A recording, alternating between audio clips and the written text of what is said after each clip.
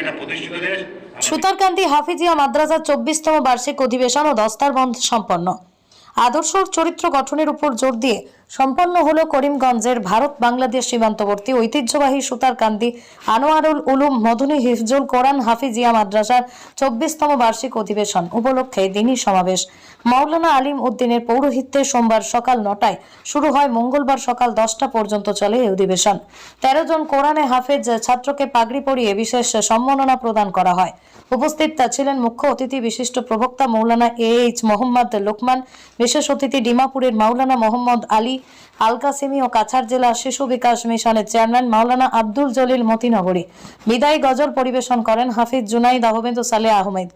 কোরআন তেলাওয়াত করেন মাদ্রাসার শিক্ষক কারি আবিদ হোসেন।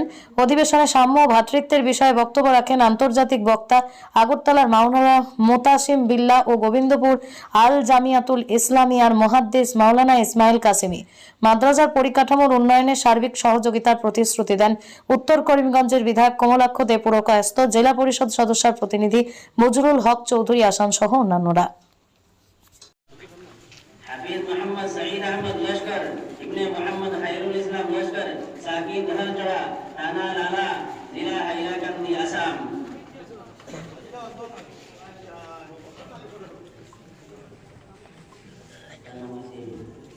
হাফিজ মোহাম্মদ জমিল আহমদ ইবনে মোহাম্মদ মরহুম আজিজুর রহমান সাকিন হরিনগর থানা খাড়িগড়া জেলা শিলচর আসাম।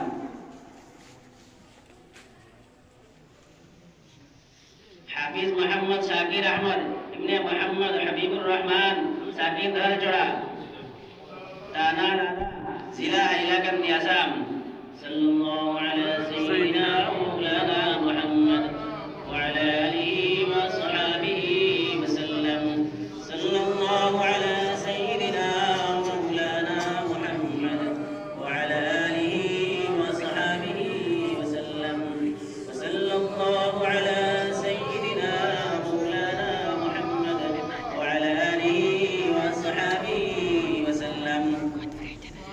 হাফিজ মোহাম্মদ সলমান ইসলাম ইবনে মোহাম্মদ নিজামউদ্দিন সাকিন কান্দিগ্রাম থানা বদরপুর জেলা করিমগঞ্জ আসাম। সাল্লাল্লাহু আলা সাইয়্যিদিনা মাওলানা মুহাম্মদ ওয়া আলা আলিহি ওয়া সাহবিহি ওয়া সাল্লাম। ওয়া সাল্লাল্লাহু আলা সাইয়্যিদিনা মাওলানা মুহাম্মদ ওয়া আলা আলিহি ওয়া সাহবিহি ওয়া সাল্লাম। ওয়া সাল্লাল্লাহু আলা সাইয়্যিদিনা মাওলানা মুহাম্মদ ওয়া আলা আলিহি ওয়া সাহবিহি ওয়া সাল্লাম। হাফিজ মোহাম্মদ জাহিদ হুসাইন ইবনে